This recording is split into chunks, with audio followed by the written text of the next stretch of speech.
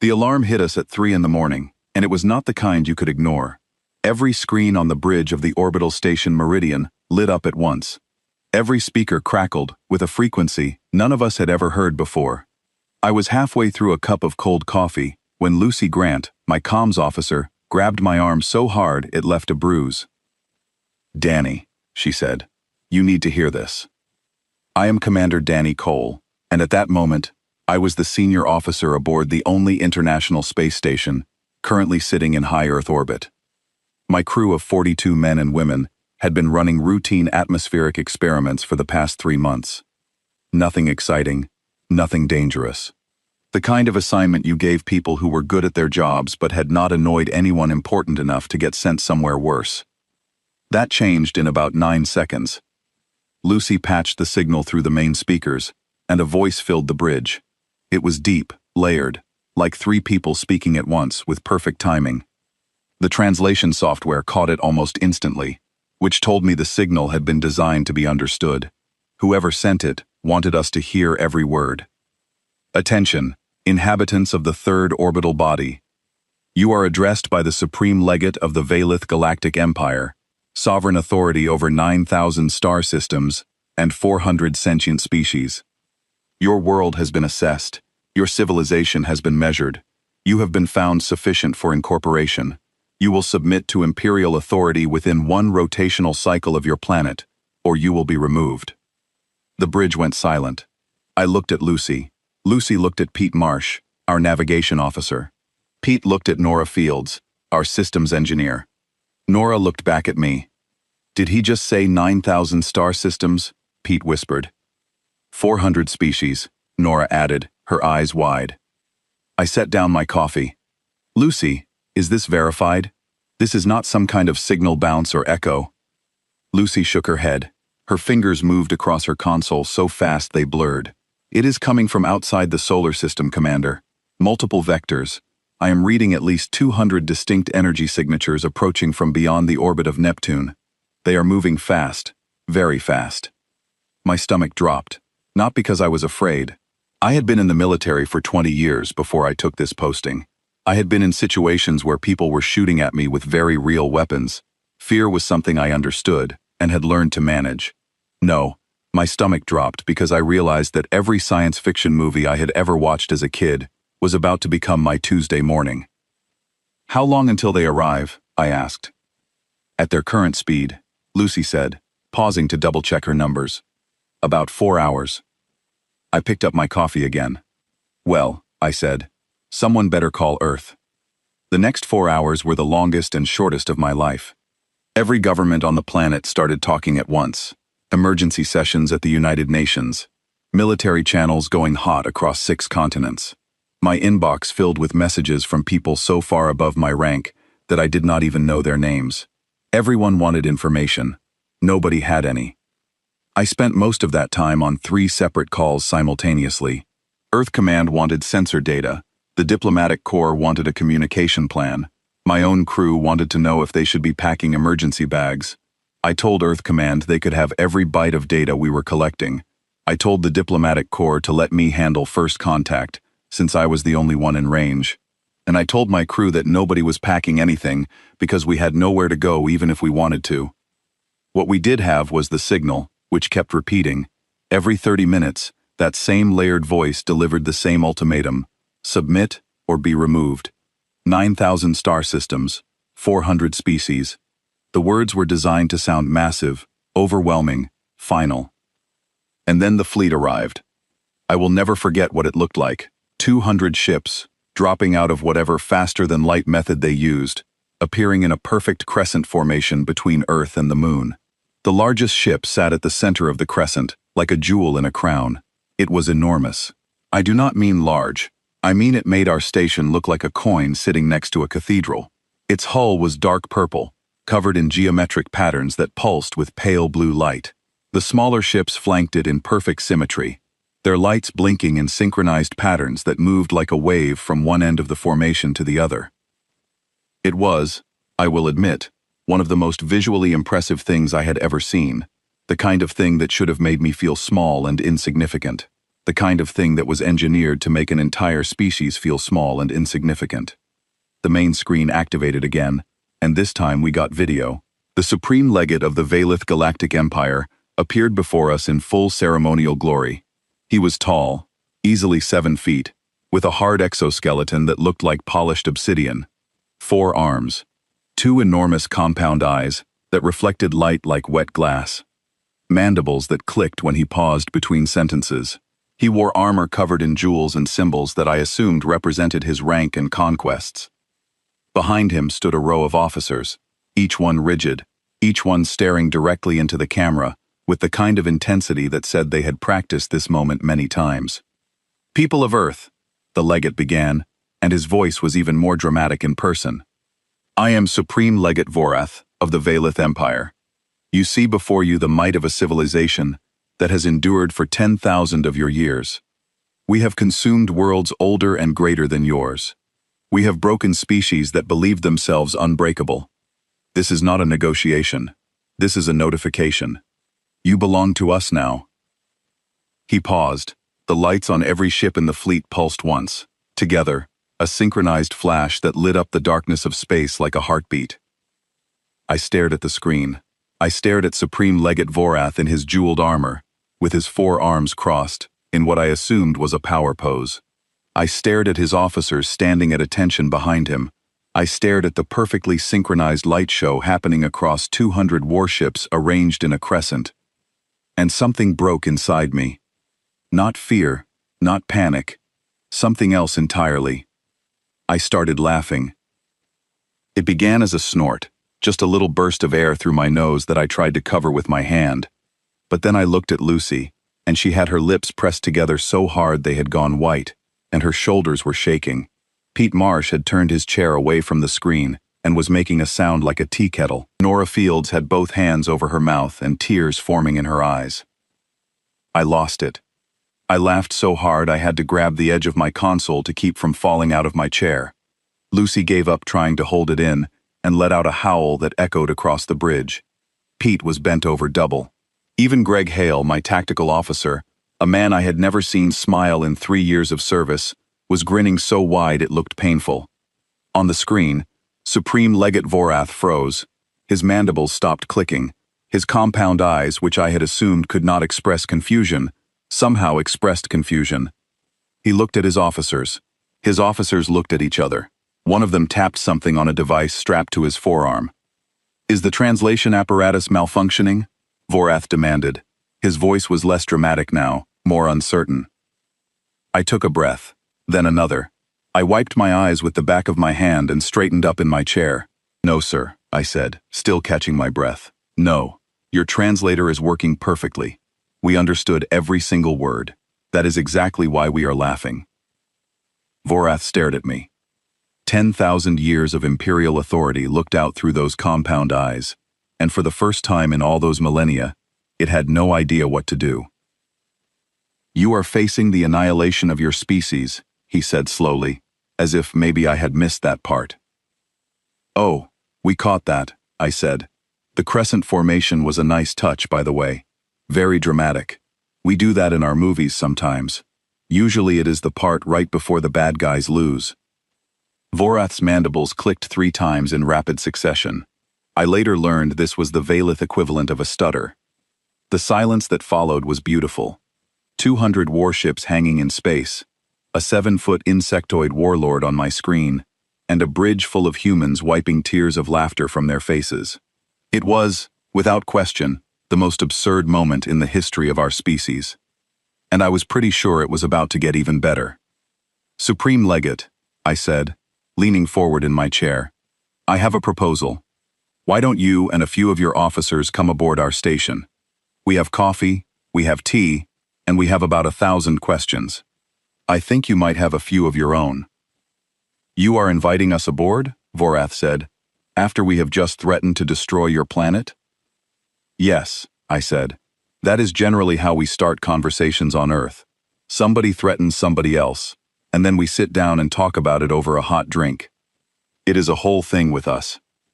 Vorath turned to his officers. They exchanged a series of rapid clicks and gestures that my translator did not catch. Whatever they said, it took a while. Finally, Vorath turned back to the screen. "Very well," he said. "We will board your station. But understand, Commander, this changes nothing. The Empire does not negotiate." "Understood," I said. "We will have the kettle on." I killed the feed and turned to my crew.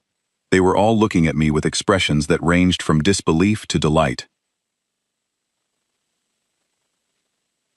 "Did you just invite an alien invasion fleet in for tea?" Lucy asked. "I did." "And they said yes?" "They did." Lucy shook her head slowly. "Danny, we are either going to make history or become a very short footnote in someone else's history book." I picked up my coffee, took a long sip, and nodded. "Either way," I said, "it is going to be interesting." 4 hours later, I stood at the docking port and watched the airlock cycle open, and as the first Valith officer stepped through the doorway, bumped his head on the frame, and stumbled forward into our corridor, I heard Pete Marsh whisper from behind me, "This is going to be the best week of my life." He was not wrong. The docking clamps engaged with a sound like a giant clearing its throat, and the airlock door slid open, and 7 feet of armored insectoid stepped onto my station and immediately cracked his head on the ceiling support beam. The officer stumbled, caught himself with 2 of his 4 arms, and straightened up with the kind of stiff dignity that told me this was not the first time this had happened. But he desperately wished it would be the last. Behind him, Supreme Legate Vorath ducked through the doorway with more grace, though I noticed him tilt his head at a careful angle that suggested he had studied our corridor dimensions in advance. 6 Valith officers followed, each one bending and twisting through a passageway designed for humans who averaged about 5'9". The last officer caught his shoulder plate on the doorframe and spent a full 3 seconds quietly working it free while pretending nothing was wrong. I did not laugh. I wanted to. Every person on my crew wanted to. But we held it together, because there is a difference between laughing at a dramatic threat and laughing at someone struggling with a doorway, and we were not cruel. "Supreme Legate Vorath," I said, extending my hand. "Welcome aboard Meridian Station. I am Commander Danny Cole." Vorath looked at my hand. He looked at me, then he extended one of his lower arms and grasped my fingers in a grip that was surprisingly gentle for something that could probably crush steel. "Commander Cole," he said, "your hospitality is noted. It will be recorded in the Imperial Archive as the response of a species that did not understand its position." "We understand our position fine," I said, leading them down the corridor toward the main briefing room. "We just do not agree with it." The briefing room was the largest space on the station, and it was still too small for 7 Valith officers in full ceremonial armor. They stood along one wall like a row of living statues, their compound eyes tracking everything, their mandibles clicking in quiet conversation that my translator picked up in fragments. Words like assessment and unpredictable and strange posture. I noticed one of the younger officers studying the emergency evacuation poster on the wall. It was a simple diagram showing stick figures moving toward exits with arrows pointing them in the right direction.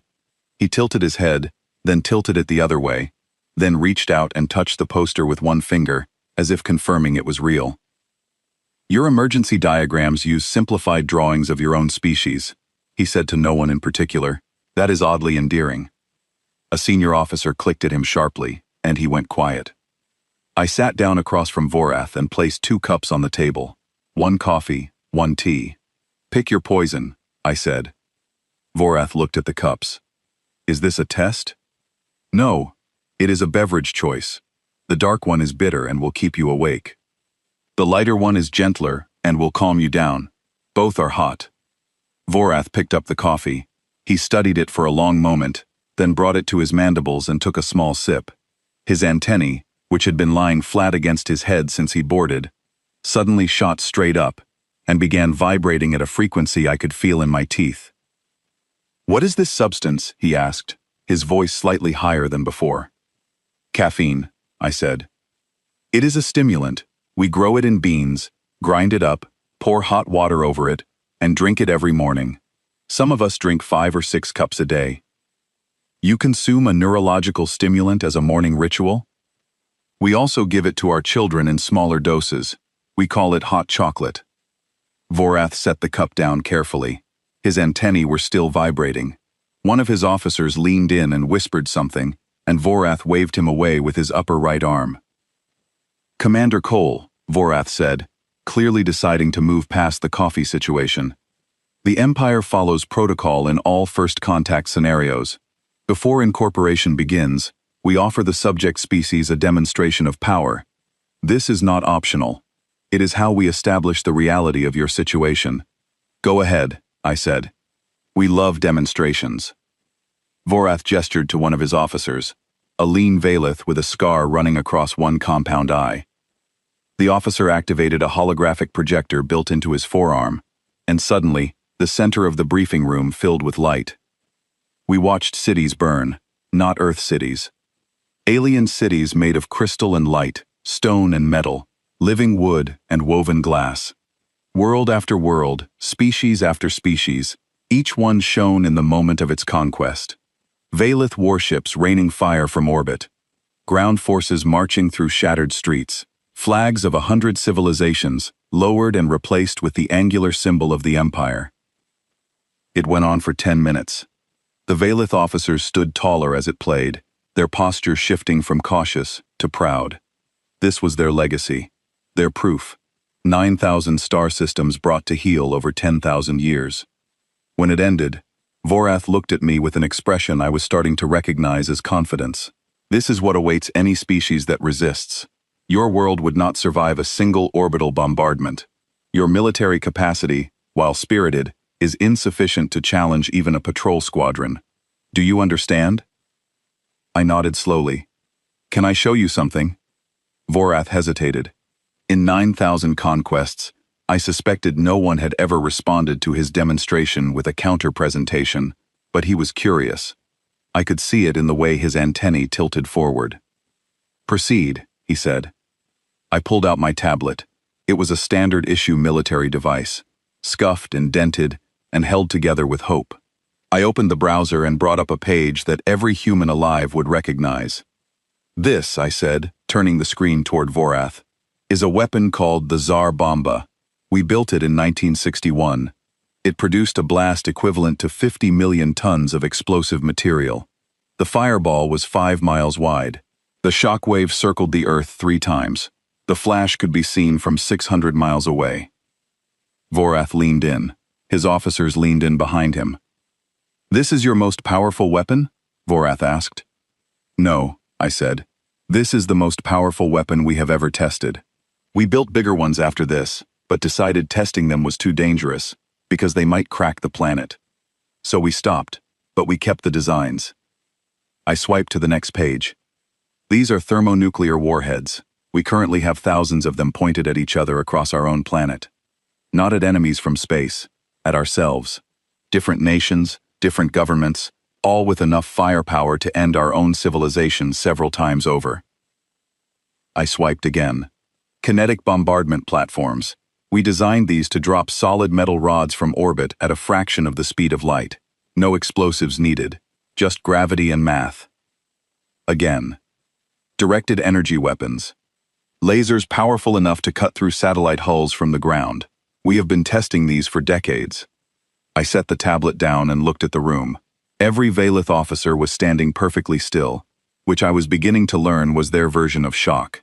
Their antennae had gone flat. Their mandibles had stopped clicking. "Legate Vorath, everything I just showed you, we built to use on each other, not on aliens, not on invading empires, on ourselves. Before we had faster-than-light travel, before we could reach the edge of our own solar system, while we were still arguing about tax policy and sports teams, we were designing weapons that could sterilize the surface of our planet." The room was very quiet.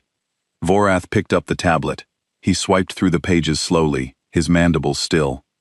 One of his officers, the young one with undamaged eyes, had moved closer to the display and was reading the specifications with an intensity that bordered on panic. "You built planet-ending weapons," Vorath said carefully, "before you achieved space travel." "Correct. And you pointed them at your own species." "Still do." "Why?" I shrugged. "Because we could not agree on how to run things." So we made sure that if anyone pushed too hard, everyone would lose. We call it mutually assured destruction. It has actually kept us from using the weapons for decades, mostly. Mostly, Vorath repeated. His antennae had gone completely flat.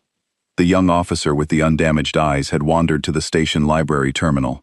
I watched him navigate the interface with surprising skill, his 4 hands moving across the touchscreen in a way that made our two-handed typing look painfully slow. He found the entertainment database and stopped. "Leggett," he said, his voice tight. "You need to see this." Vorath walked over. The young officer had pulled up our film library. Specifically, he had found the war films, thousands of them, movies about World War I, World War II, Vietnam, Korea, fictional wars, future wars, wars in space, wars underground, wars across dimensions. Then he switched to the horror section, then the apocalypse films, then the survival thrillers. "These are not historical records," the young officer said. I cross-referenced. "Many of these scenarios never occurred. They invented them." "What do you mean invented?" Vorath asked. "They imagined ways to destroy themselves, and then created detailed visual recordings of those imagined scenarios for the purpose of entertainment. They watch these for pleasure. Legate. They pay currency to experience simulated destruction." Vorath turned to me. "Is this true? We also eat food that is too spicy for our own biology, jump out of perfectly functional aircraft for fun, and voluntarily strap ourselves into metal carts that travel at high speed along twisting tracks purely for the sensation of falling. We are a complicated species." The young officer had moved on. He had found a digital copy of something old, something written long before movies existed. I saw the title on the screen and smiled. "Leggett," the officer said, "this text is over 2,000 years old. It is a manual for warfare. It details strategies for deception, manipulation, psychological control, and the systematic destruction of enemies through both direct and indirect means. It is comprehensive, it is detailed, and it is taught in their educational institutions." "What is it called?" Vorath asked. "The Art of War," I said. "Written by a general named Sun Tzu, it is required reading in most of our military academies. Some of our business schools teach it too." "Your merchants study warfare." "Our merchants wage warfare. Just with money instead of weapons, usually." The young officer pulled up another text, then another. Clausewitz, Machiavelli, game theory, nuclear deterrent strategy, each one a different angle on the same fundamental question. How do you win when the stakes are everything? Vorath stood very still for a long time. His officers gathered behind him, reading over his shoulder, clicking to each other in rapid bursts that my translator struggled to keep up with. I caught fragments. The words impossible and irrational and dangerous came up often. Finally, Vorath turned to me. His voice was different now, quieter. The theatrical boom was gone, replaced by something more careful. "Commander Cole," he said, "I have a question, and I would like an honest answer." "Go ahead." With this level of military capability, with weapons that can destroy your own planet, and a cultural history saturated in conflict and strategic thinking, why have you not already conquered the star systems nearest to you? You clearly have the temperament and the technology. Why did we find you sitting quietly on a station above your own world, instead of ruling an empire of your own? It was a fair question. I thought about it for a moment, because Vorath deserved a real answer. "Because we were busy," I said. "Busy?" "We spent the last century arguing about whether a specific food item constitutes a sandwich or a separate category of food entirely. It is called a hot dog. The debate remains unresolved." Vorath stared at me. His mandibles opened and closed without making a sound. His antennae twitched in a pattern I had not seen before. Behind him, the young officer had stopped reading and was looking at me with an expression that, on a human face, I would have called raw, existential terror. "I do not understand that sentence," Vorath said finally. "No," I agreed, "but the fact that it is true should probably worry you more than our weapons do." The legate left the briefing room without another word. His officers followed in silence. As they filed through the doorway, each one ducking carefully to avoid the ceiling beam, I heard the young officer whisper to his colleague, in a voice my translator barely caught. They argue about food categories while sitting on an arsenal that could break their own world. What kind of species does that? His colleague clicked once. The kind we should not have threatened. I picked up Vorath's coffee cup. He had only taken one sip, but the caffeine had left his antennae vibrating for nearly an hour. I poured the rest down the recycler and looked at Lucy. "How do you think that went?" I asked. Lucy was leaning back in her chair with her arms crossed, watching the airlock where the Valith had disappeared. "I think," she said slowly, "that we just scared the daylights out of a species that has conquered 9,000 star systems. With a Wikipedia page and a war movie collection? And a hot dog." I smiled. "Get me a line to Earth Command. I have a feeling this is about to get interesting." It got interesting the next morning. I woke up to Vorath standing in my quarters. Not on a screen, not through the comm system, standing, in my room. 7 feet of armored insectoid positioned at the foot of my bed, like a very dangerous piece of furniture. I did not scream. I want that on the record. I made a sound, yes, but it was more of a sharp exhale, combined with a word my mother would not have approved of. Then I sat up, pulled the blanket around my shoulders because the station was always cold at night, and said, "Legate, we have a tradition on Earth called knocking." "I knocked," Vorath said. "You did not respond. I interpreted this as permission." It was not. "This has been noted." He did not sound apologetic. I got dressed behind a privacy screen, while Vorath stood motionless in the center of the room, his compound eyes tracking the walls, the ceiling, the small photograph of my daughter I kept taped above my desk. He studied that photograph for a long time. "Your offspring?" he asked. "My daughter, Sophie. She is 9. 9 years. A hatchling. We do not call them that, but yes. She is on the planet below. Manchester.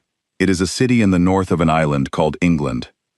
Vorath said nothing, but I noticed his antennae lower slightly, and something in his posture shifted. He had children too. Or whatever the Valith equivalent was.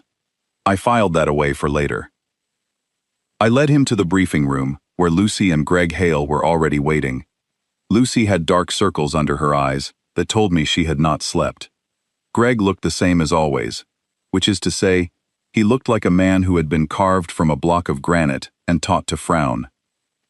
"The Empire has decided to conduct a combat exercise," Vorath announced without sitting down. "This is standard protocol for species that do not immediately submit. One of your vessels against one of ours. Non-lethal parameters. The first to disable the other is declared the victor." "And if we win?" I asked. "You will not win. No species has ever won this exercise. It is a formality. Then you will not mind if we keep it casual." Vorath's mandibles clicked. "The exercise will take place in the asteroid field beyond your 4th planet. We will deploy the battlecruiser Fang of Certainty. You may deploy whatever vessel you choose." I looked at Greg. "What do we have in range?" Greg pulled up the fleet roster on his console. He took his time, scrolling through options with the deliberate patience of a man who knew exactly what he was looking for and wanted to make sure the audience appreciated the search. There are 2 capital ships in Earth orbit, but they are locked down for the summit. The destroyer Gallant is on patrol near Jupiter, but her captain is on medical leave, and the first officer is 6 weeks into the job. The closest available combat vessel is the UEN Pessel. She is a mid-range patrol frigate running survey operations near Mars. Crew of 30, standard armament, nothing special on paper. "A frigate?" Vorath said. "Against a battlecruiser? You said we could choose whatever vessel we wanted.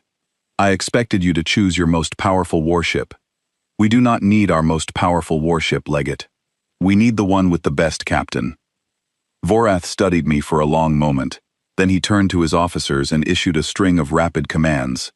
The exercise would begin in 6 hours. I contacted the Pessel directly.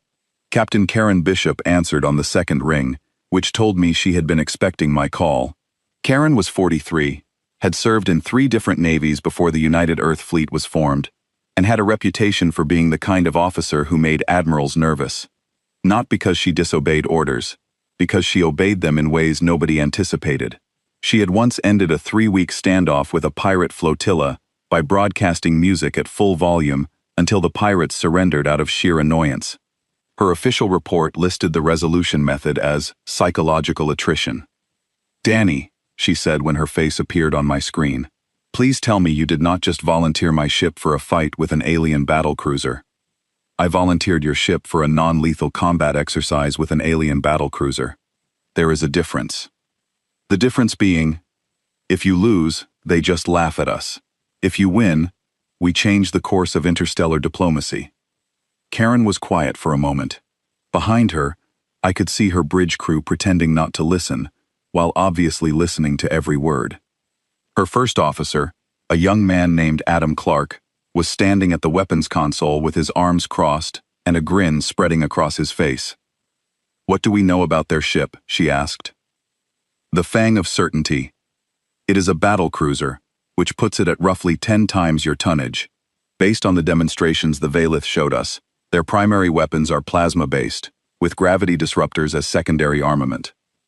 Their tactical doctrine appears to be built around closing to optimal range and delivering overwhelming broadsides." "Plasma broadsides at close range," Karen repeated. "That is their whole strategy?" "As far as we can tell, it has worked for 10,000 years. Karen smiled. It was the kind of smile that had made 3 separate admirals request transfers. "Has anyone told them that we have been fighting each other in space for less than a century, and we have already moved past broadside tactics?" "I thought I would let you explain that in person." "Copy that. Pessel will be in position in 4 hours. Bishop out." The asteroid field beyond Mars was vast, cluttered, and ugly. Chunks of rock ranging from the size of a car to the size of a small city tumbled through space in slow, irregular orbits. It was terrible terrain for a stand-up fight, which was exactly why Karen had requested it. The Fang of Certainty arrived first. It was a monster. Where the Pessel was sleek and narrow, built for speed and maneuverability, the Fang was broad and heavy, a floating fortress designed to absorb punishment and deliver more. Its hull was covered in the same geometric patterns as the rest of the Valith fleet, pulsing with that pale blue light. Banks of weapon ports lined its flanks like teeth. It moved with the confidence of a predator that had never met anything it could not eat. The Pessel arrived 12 minutes later, sliding into the exercise zone with its running lights dimmed and its engines at minimum output.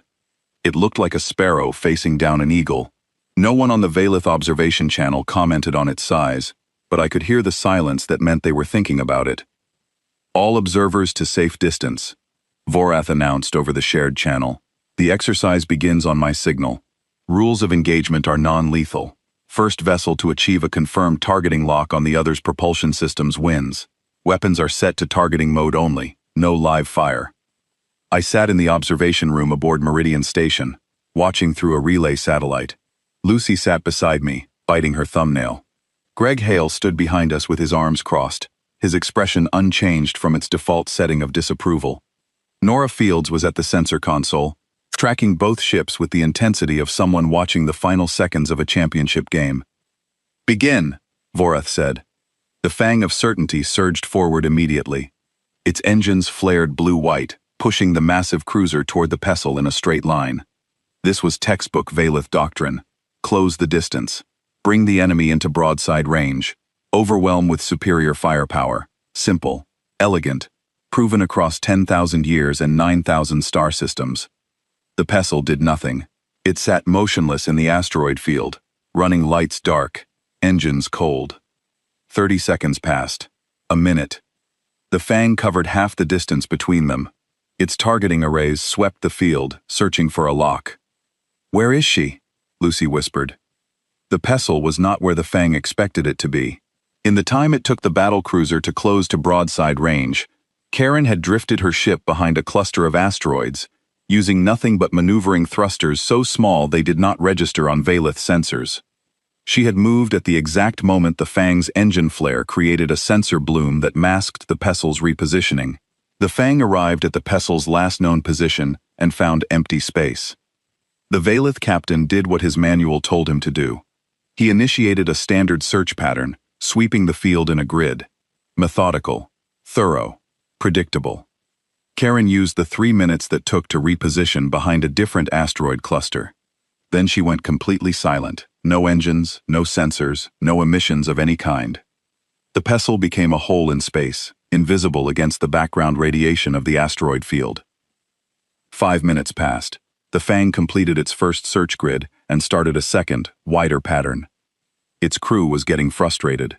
I could hear it in the clipped exchanges on the Valith channel, which our translators were picking up despite their encryption. "The human vessel has vanished," the Fang's captain reported to Vorath.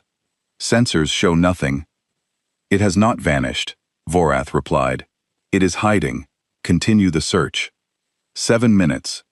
8, 9. The Fang swept back and forth across the asteroid field, its massive frame navigating between the rocks with surprising grace but obvious caution. It was built for open space, not obstacle courses. Every time it turned, its engine wash scattered smaller asteroids and created sensor interference that took seconds to clear. Karen was using those seconds, every single one of them. The pestle was built for exactly this kind of work. Patrol frigates spent months navigating debris fields, asteroid belts, and orbital junk. Their crews could fly through a maze blindfolded. At the 11-minute mark, Karen moved. Not forward, not backward, down. She dropped the pestle beneath the plane of the asteroid field, using a gap between two tumbling rocks that was barely wider than her ship. Adam Clark later told me he could see the surface of the asteroids passing by on both sides, close enough to touch. Then she killed the engines again and let momentum carry her in a long, curving arc that took her underneath the search pattern and around to the far side of the field. The Fang never saw her. Its sensors were calibrated for the kind of targets it was used to fighting. Ships that stood their ground, ships that fired back, ships that followed doctrines and manuals and established patterns. The pestle was doing none of those things. At 13 minutes, Karen reappeared behind the Fang of certainty. Not beside it, not in front of it, behind it. In the one spot where a battlecruiser's rear sensor coverage was weakest, tucked into the shadow of the Fang's own engine wash, where the thermal interference made targeting almost impossible. Almost. Not quite. "Targeting lock confirmed," Karen's voice said over the shared channel. "Cool, calm, almost bored.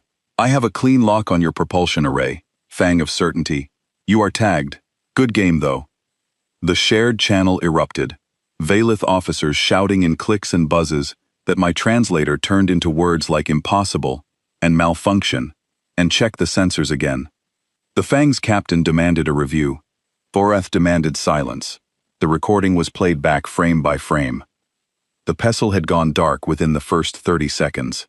It had repositioned 4 times without being detected. It had used the asteroid field not as an obstacle, but as a weapon, turning the terrain into a maze that the Fang could not navigate efficiently. And it had appeared behind the battlecruiser with a targeting lock so clean it could have ended the fight in a single shot if the weapons had been live. Total elapsed time, 14 minutes. "Commander Cole," Vorath said over the channel. His voice was very controlled. "What tactical doctrine did your captain employ?" I called Karen. "Captain Bishop, the legate wants to know what tactical doctrine you used." Karen's face appeared on my screen. She was leaning back in her chair with her feet up on her console. Behind her, her crew was high-fiving each other with the kind of energy usually reserved for sporting events. Adam Clark was doing a seated dance that would have been embarrassing in any context. "Doctrine?" she said. "I played a lot of a game called FTL in university, and before that, I used to play hide-and-seek with my brothers in the woods behind our house in Dorset. The big kid always searches in straight lines. You just stay quiet and let them walk past you."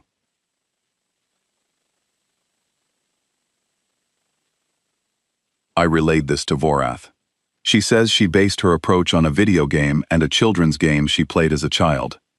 The silence that followed was so complete, I could hear the hum of the station's air recyclers. Vorath's senior strategist, a grizzled officer named Dramal, whose exoskeleton was chipped and scarred from what I assumed was actual combat, stepped forward. He had been watching the replay on his own screen with the focus of a surgeon studying an X-ray. "Legate," Dramal said, and there was something in his voice I had not heard from any Valith officer before. "Respect. Not the formal kind that comes with rank. The real kind that comes from watching someone do something extraordinary. The human captain did not follow a doctrine.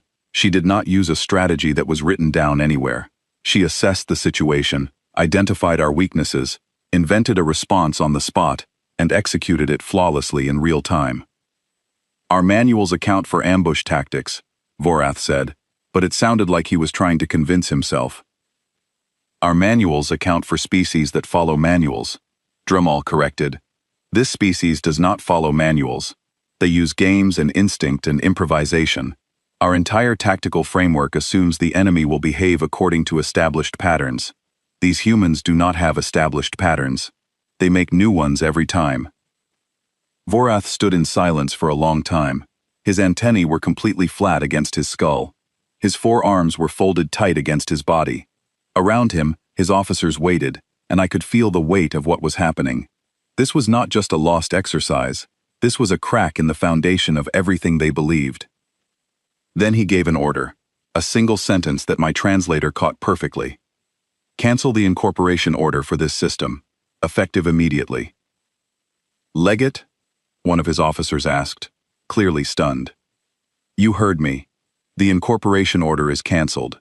Mark this system as restricted. No Imperial vessels within 1 light year without direct authorization from my office.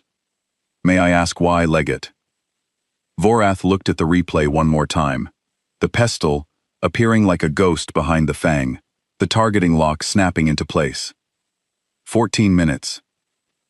Because they beat our battlecruiser with a patrol ship and a children's game, Vorath said, and they did it while their captain had her feet on the console. I am not going to send a fleet against a species that treats warfare like a hobby. I leaned back in my chair and looked at Lucy. She was grinning. I think we just passed the test, she said. I think we just changed the test, I replied. That night, Vorath did not return to his ship. He stayed on the station, alone, standing in the observation deck, and staring out at the stars with his antennae, slowly moving in patterns I could not read. He had not spoken to his officers in 3 hours. Drummall had tried once and been waved away. The other officers had retreated to the guest quarters we had prepared for them and were sitting in a circle on the floor, clicking softly to each other, in a conversation my translator could not reach. I brought him a cup of coffee. He took it without looking at me. Your captain, he said quietly. She was not afraid. No. Not even for a moment. Probably not. Karen does not really do fear. She does stubbornness, mostly. Vorath sipped the coffee. His antennae vibrated again, but less than before. He was building a tolerance already. In 10,000 years, no species has ever defeated that exercise. Some fought bravely, some surrendered quickly, but all of them followed patterns we could predict. Your captain moved like water, like something that has no fixed shape. That is kind of our whole thing, I said. Vorath turned to look at me, and for the first time since he had arrived, I saw something in his compound eyes that was not authority or confidence or intimidation. It was curiosity. Tell me about your species, Commander Cole, he said. Not your weapons, not your military. Tell me what you are. I pulled up a chair, sat down next to a 7-foot insectoid warlord who had just canceled an invasion, and started talking. The observation deck was dark except for the stars, and the coffee was getting cold, and the Supreme Legate of the Valith Galactic Empire was asking me a question that no one had ever asked me before. Why did you laugh? Vorath said it quietly, like it was something he had been carrying since the moment we first spoke, and I realized that for all the demonstrations, the combat exercise, the posturing and protocol, this was the thing that had actually shaken him. Not our weapons, not Karen's impossible victory. The laughter. I took a breath. You really want to know? I have canceled an invasion order. I have restricted an entire star system. My Emperor will demand an explanation that will probably end my career. Yes, Commander. I want to know. I set down my coffee and leaned forward. Legate, when your fleet dropped out of faster-than-light travel, 200 ships in a perfect crescent, lights pulsing, your voice booming about 9,000 star systems and unconditional surrender, do you know what I saw? A demonstration of Imperial power. No. I saw a movie. I saw a scene I have watched 100 times since I was a child. The big fleet arrives, the deep voice delivers the ultimatum. The lights flash. The little planet is supposed to tremble and beg. I have seen that scene in so many films, books, television shows, and video games that I could have scripted your entrance myself, word for word, beat for beat. Vorath was very still. We laughed because we recognized you, I said. Not you specifically. The concept. The idea of a vast empire showing up and expecting everyone to fall in line. We have been telling that story to ourselves for centuries. And in our version, do you know what happens? The empire always loses. Not sometimes, every single time. That is fiction, Vorath said. We are real. I know you are real, but here is the thing about fiction, Legate. It does not come from nowhere. Our stories reflect what we have lived through. And we have lived through exactly what you tried to do to us. Dozens of times. Hundreds, if you count the smaller versions.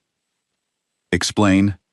Do you know how many empires have risen and fallen on Earth? I asked. Vorath shook his head. A very human gesture. He was picking things up. I started counting. The Egyptian Empire lasted about 3,000 years. They built monuments so massive that we are still figuring out how they did it. And then the empire fell. The Persian Empire rose next, conquered everything from India to Greece, created a system of roads and laws and communication that connected half the known world. And then it fell. The Roman Empire controlled most of Europe and North Africa and the Middle East for centuries.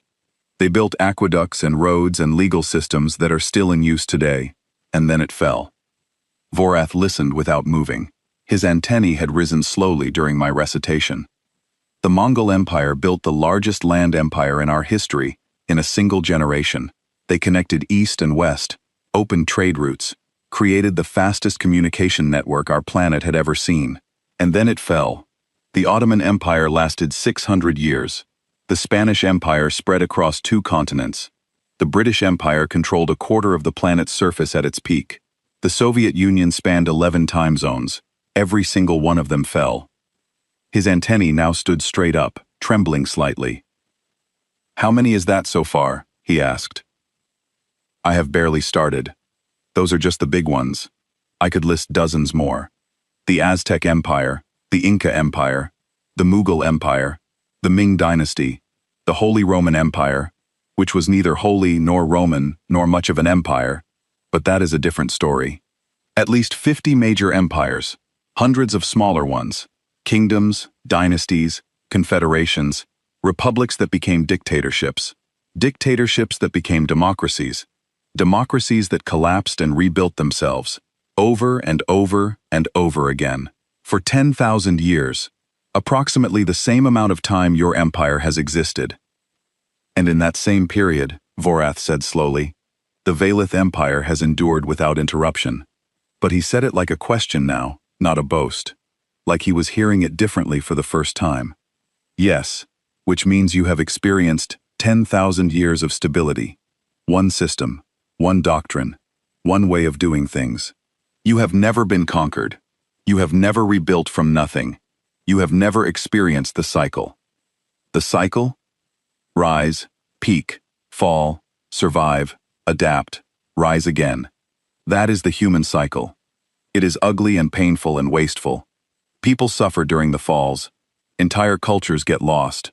Knowledge disappears and has to be rediscovered. It is, by any reasonable measure, a terrible way to run a civilization.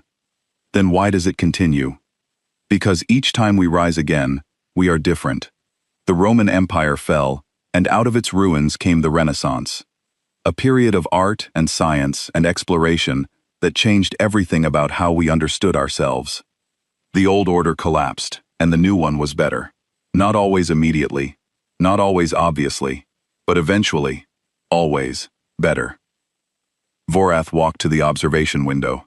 The stars spread out before us, countless and cold, and somewhere among them were 9,000 star systems that answered to his emperor. My species, he said slowly, has had one government for our entire recorded history. One set of laws, one military doctrine, one cultural framework. We refined it until it was perfect, We codified it into manuals that have not changed in millennia. When we encountered other species, we incorporated them into our system because our system works. It has always worked. Until today, I said. He did not flinch. Until today. I stood up and joined him at the window. We were about the same height when he was not wearing his ceremonial armor, which he had removed hours ago. Without it, he looked thinner, more ordinary, more like a person and less like a monument. Legate, do you know why empires fall on Earth? Because they are attacked by enemies? Sometimes, but usually no. Usually they fall because they stop changing. They find a system that works, they codify it, they enforce it, and then the world changes around them, and they cannot adapt. The Romans built roads and aqueducts and laws that were the envy of the world, and then they could not handle the tribes at their borders because those tribes did not fight the way the manual said they should. The British built a navy that ruled the oceans, and then the oceans stopped being the most important thing. Every empire makes the same mistake. They assume that because their system worked yesterday, it will work tomorrow. And you believe the Velith Empire is making that mistake? I think you know it is. Vorath was quiet for a long time. His reflection stared back at him from the window, superimposed over the stars. When he finally spoke, his voice was so low I almost missed it. I know. You know? I have known for years. Perhaps decades. Our military doctrine has not changed in 10,000 years, Commander. Our technology has plateaued. Our conquered species contribute nothing, because they have no reason to. They follow orders, they perform their functions, and the empire continues, day after day, century after century, doing exactly what it has always done.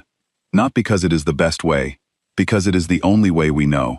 He turned to me, and those compound eyes held something I had not expected to see. Not fear, not anger, not the cold calculation of a military leader. It was exhaustion. The bone-deep weariness of someone who has seen the cracks in the foundation and has spent years pretending they are not there. The Velith do not have a word for improvisation, he said. Did you know that? I suspected. We do not have a word for it because we have never needed one.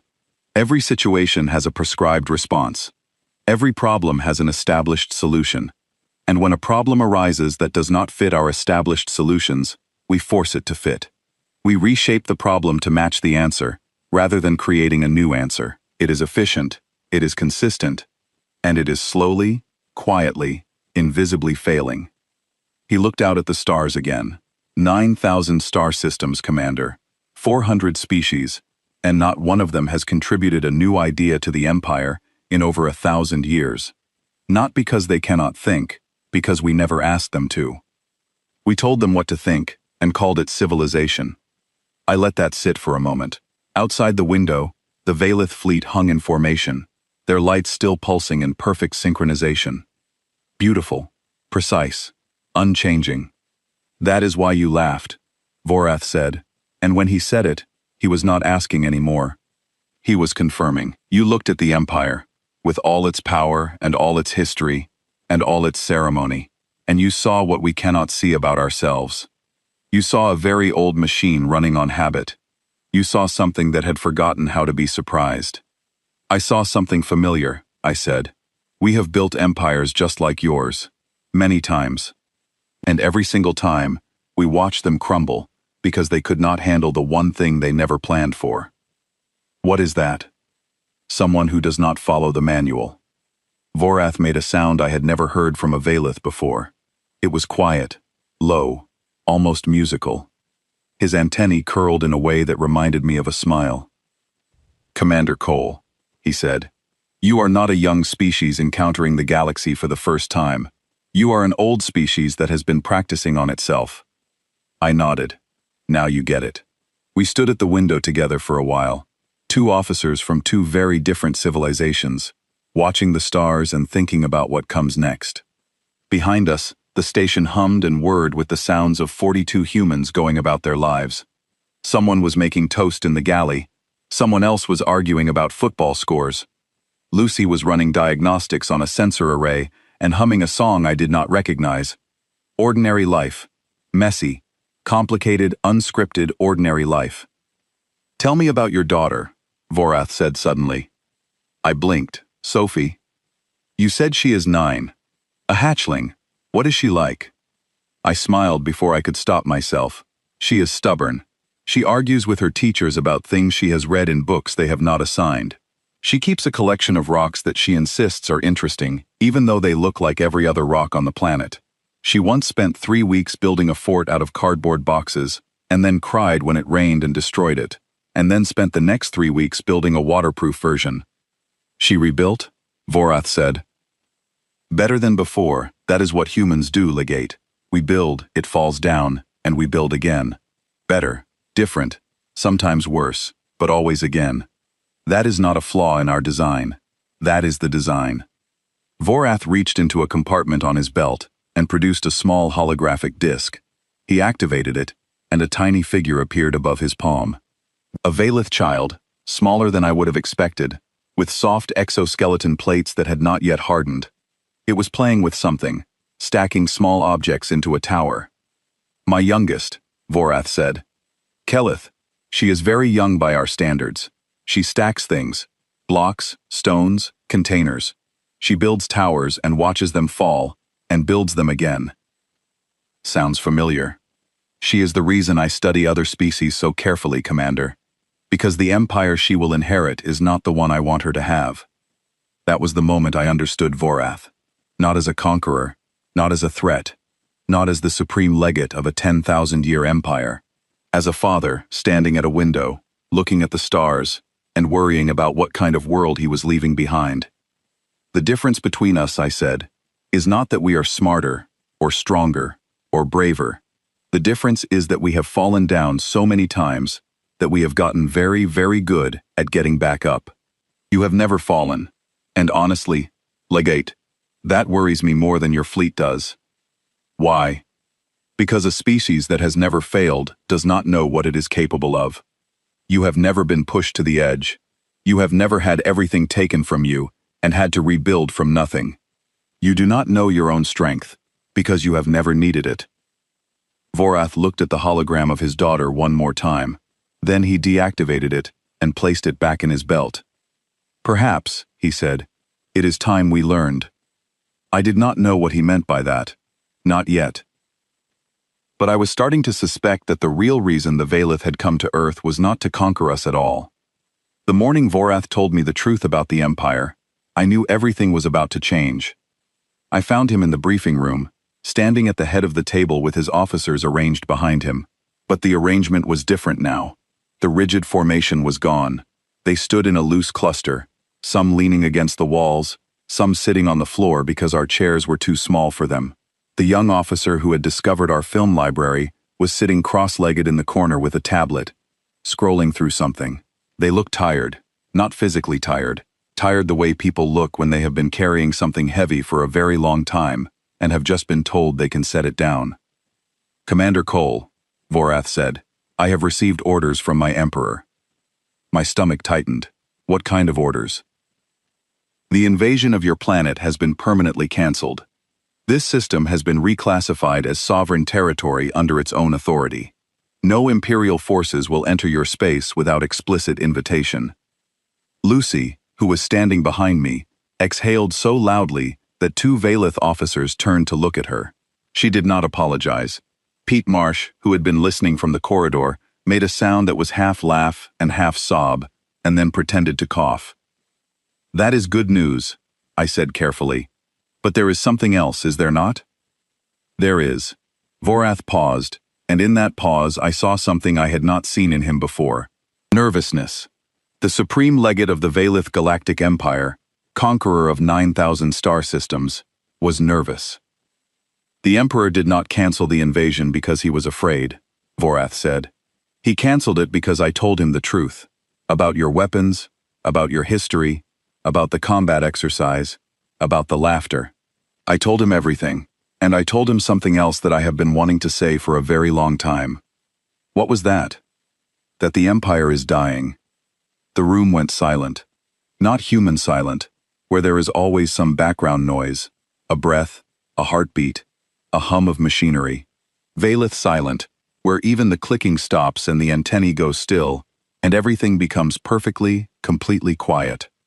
Dying, I repeated. Not quickly, not visibly, not in a way that most citizens would notice. The ships still fly, the laws still function, the systems still turn. But underneath all of that, something has stopped, something essential. He began to pace, and I realized I had never seen a Valeth pace before. They were a species of stillness, of precision, of doing the exact right thing at the exact right moment, and then waiting for the next exact right moment. Pacing was messy. Pacing was human. Our military has not innovated in millennia, he said. Our science has plateaued, because every research program follows approved methods that were established before some of your civilizations existed. Our conquered species do as they are told, and contribute nothing new, because we have never asked them to. We are a machine, Commander, and every part of that machine does exactly what it was designed to do. But the universe does not stand still, and a machine that cannot change is a machine that is waiting to break. Vorath looked at his officers. They looked back at him with expressions I was learning to read. Agreement. Relief. The particular exhaustion of people who have known something was wrong for years and have finally heard someone say it out loud. Dremel, the old strategist, spoke up. I have served the Empire for 40 years, he said. I have led fleets and planned campaigns and trained officers who went on to conquer worlds. And in all that time, I have used the same tactical manual I was given on my first day, the same one my instructor used, the same one his instructor used. We did not change it because it worked. And then yesterday, a human in a patrol ship made it worthless in 14 minutes. Not worthless, I said. Irrelevant then. Which is worse? When I reported your species to the Emperor, Vorath continued, I included an assessment that I have never included in any prior conquest report. I told him that humans are the single most dangerous species the Empire has ever encountered. Not because of your weapons, though those are impressive enough. Not because of your combat ability, though that exercise will haunt our tacticians for generations. Because you have done something that no other species in the galaxy appears to have done. You have collapsed and rebuilt yourselves so many times that you have turned survival into an art form. You innovate under pressure. You create solutions that did not exist 5 minutes ago. You treat chaos as a natural state rather than an emergency. And you do all of this while arguing about sandwich classifications and playing games and making each other laugh. He paused. The Emperor was alarmed. I imagine so, I said. But he was also intrigued, because the Empire has a problem that 10,000 years of order and protocol have not been able to solve. We do not know how to change. We do not know how to look at a system that has worked for millennia and say, this is no longer good enough. We cannot do it. It is not in our nature. Our strength is consistency. Our weakness is that consistency has become a cage. Vorath stepped around the table and stood in front of me. He was not wearing his armor. Without it, he was still tall, still imposing, but he looked more like a person and less like a symbol. More like a father worried about his daughter than a warlord worried about his empire. Commander Cole, he said, the Emperor has authorized me to make a proposal that has never been made in the history of the Valeth Empire. I am listening. We do not want to conquer you. We do not want to incorporate you. We do not want to add you to the machine. We want to ask you for help. I stared at him. Behind me, I could hear Lucy quietly losing her mind. Pete Marsh had stopped pretending not to listen, and was standing in the doorway with his mouth open. Even Greg Hale, the man of granite, had uncrossed his arms. Help, I said. The Empire needs something it cannot build, cannot buy, and cannot conquer. It needs fresh eyes. It needs a species that can look at a 10,000-year-old system and say, this is stupid, here is a better way. It needs people who argue about everything, who question every assumption, who treat every established truth as a challenge to be tested. It needs chaos, Commander. Controlled, purposeful, creative chaos. It needs you. You want us to fix your empire? I want you to break it, carefully, in the places where it needs breaking, and then I want you to help us build something better in its place. Not a new empire, not a human version of what we already have, something neither of our species has imagined yet. I sat down, not because I needed to, but because this was the kind of moment that deserved sitting down for. The supreme legate of a 10,000-year galactic empire had just asked humanity, a species that had been in space for barely a century, to help redesign the largest political structure in the known universe. "Legate," I said slowly, "that is the most flattering and most terrifying thing anyone has ever said to me." "It is also the most honest thing I have ever said to anyone," Vorath replied. "I have spent my career enforcing a system I stopped believing in years ago.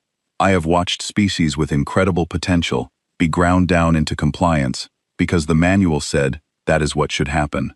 I have seen 1,000 worlds turn gray because the Empire does not know what color looks like anymore. Meeting your species, watching your captain turn our exercise inside out, hearing you laugh at our fleet, it was the first time in decades I felt something other than obligation." He sat down across from me. His officers remained standing, but they had shifted closer, forming a rough circle around the table. We were not two sides of a negotiation anymore. We were a group of people in a room, trying to figure out something that mattered.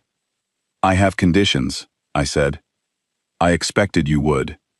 No more conquering, no more incorporation, no more showing up at planets with 200 warships and demanding surrender. If the Empire wants to work with us, it works with us as equals, not as conquerors and subjects, not as mentors and students. Equals, full stop. That is not how the Empire operates. Then the Empire needs to learn a new way to operate. That is literally what you are asking us to help with." Vorath's mandibles clicked twice, the Valith equivalent of a rueful laugh, I was beginning to realize. "You are already doing it." "Doing what?" "Looking at our system and telling us it is stupid. I asked for chaos, and you delivered it in the same sentence as your acceptance." "I have not accepted yet." "But you will." He said it with the first real confidence I had heard from him since the combat exercise, "because this is what your species does. Someone presents you with an impossible problem, and instead of running away from it, you argue about the best way to solve it over coffee." He was not wrong. I looked at Lucy. She raised her eyebrows in a way that said, "He has a point." I looked at Greg Hale, who was leaning against the wall with his arms crossed. Greg, who never smiled, who never expressed an opinion unless directly asked, who had served under me for 3 years as the most reliable and least dramatic person I had ever met. Greg nodded once. That was worth more than 100 speeches. "There is a second condition," I said. "Go ahead. The species you have already conquered, the 400 civilizations under Imperial control. They get a voice in this. They get a seat at the table, not as subjects, not as subordinates, as members, equal members. Whatever we build, it is not the Valith Empire version 2. It is something new, something that belongs to everyone in it." Vorath was quiet for a long time. I could see him wrestling with it. 10,000 years of Imperial authority does not let go easily, even in a man who knows it needs to. "That will be difficult," he said. "Many of those species have been under Imperial control for thousands of years. They have forgotten what autonomy feels like. Some of them may not want it back. It is easier to follow orders than to make decisions. Then we help them remember. We help them learn. That is also what humans are good at. We have been doing it for ourselves for 10,000 years. Every time a dictatorship falls and a free society rises in its place, there is a period where the people have to remember how to think for themselves again. It is messy. It takes time. But it happens. Is there a third condition? Just one more. No guarantees. No guarantees of what? Of anything. No guarantee that this will work. No guarantee that we will succeed. No guarantee that the new system will be better than the old one, or that it will not fall apart in 10 years. We try, we fail, we learn, we try again. That is the offer. Take it or leave it." Vorath looked at me for a long time. Then he looked at his officers. Then he looked out the window at the fleet, his fleet, hanging in the darkness with their lights pulsing in perfect synchronization. "In 10,000 years," he said, "no one has ever offered the Empire anything without a guarantee. Every treaty, every agreement, every alliance has come with assurances, promises, mathematical certainties. You are offering us uncertainty. I am offering you adventure, I said. There is a difference. He made that quiet musical sound again. The one I had learned was as close as the Valeth came to laughter. Perhaps that is what we have been missing. He stood. His officers stood with him. And then Supreme Legate Vorath of the Valeth Galactic Empire extended his lower right arm toward me, palm up, in a gesture that my translator informed me was the Valeth equivalent of an oath. A promise made not with words but with an open hand. On behalf of the Valeth Empire, he said, I accept your terms. All three of them, including the uncertainty. I took his hand. His grip was firm but careful, and his antennae rose high above his head, in a pattern I had never seen before. His officers repeated the gesture, antennae rising in unison. Even Dremel, the old warrior who had spent 40 years enforcing a doctrine he had just watched a patrol ship demolish, raised his antennae and made a sound like a sigh of relief. On behalf of Earth, I said, we look forward to the argument. It took 3 more days to finalize the preliminary agreements. Not because they were complicated, but because every time we thought we were finished, someone raised a new question that required another 4 hours of discussion. Lucy handled the communications with Earth, translating diplomatic gibberish into plain English, and back again, with a patience that bordered on saintly. Greg handled the security protocols, which mostly meant standing near the Valeth officers and looking serious while they figured out which human foods they could safely consume. Pete Marsh ran the logistics, making sure nobody ran out of coffee or tea or the concentrated nutrient paste that the Valeth ate, which looked like motor oil and smelled like a library. I handled Vorath, who turned out to be a surprisingly thoughtful conversationalist, once you got past the 10,000-year imperial authority complex. We talked about governance and history and children and the strange, impossible weight of being responsible for things larger than yourself. He told me about worlds in the Empire that had once been vibrant and creative, before incorporation smoothed them into uniformity. I told him about human civilizations that had risen from nothing and changed the world before anyone thought they had a chance. On the last day, I stood at the observation window and watched the Valeth fleet prepare to depart. The ships broke formation one by one, their lights shifting from synchronized pulses to individual patterns. It was the first time, Vorath told me, that the fleet had operated without synchronized lighting in living memory. The officers had started choosing their own patterns. Small rebellions. First steps. One ship pulsed its lights in a pattern that Nora Fields identified as roughly matching the rhythm of a song she had been playing in the engineering bay. We never found out which officer had picked it up, but it made her cry. The fang of certainty passed close enough for me to see the scarring on its hull where Karen Bishop's targeting lock had painted it. Someone on the Fang's crew had scratched something into the hull beside the mark. My translator could not read it at that distance, but Vorath told me later it said she was faster than us, which apparently was the highest compliment a Valeth warrior could pay an opponent. Karen, when I told her, said she was going to get it tattooed. I am fairly certain she was not joking. Lucy stepped up beside me as the flagship began its turn. The Unquestioned moved slowly, its massive frame pivoting against the backdrop of stars, its running lights dimming to standard cruise. It was still enormous, still impressive, but it did not look like a threat anymore. It looked like the first chapter of something. Danny, she said. Yeah? Do you think this is going to work? I watched the fleet move toward the edge of the solar system. 200 ships that had arrived as conquerors and were leaving as something nobody had a word for yet. Not quite allies, not quite friends. Something newer and stranger and more uncertain than any of those things. No idea, I said. She nodded. Do you think it is going to be fun? Absolutely. We stood there for a while, watching the lights fade. Somewhere behind us, Pete Marsh was teaching a junior Valeth officer how to make tea, and the officer's antennae were vibrating so hard from the caffeine that Pete was worried they might fall off. Nora Fields was exchanging engineering schematics with a Valeth technician who had discovered that human computers used a base 10 system and was struggling to understand why any civilization would choose that on purpose.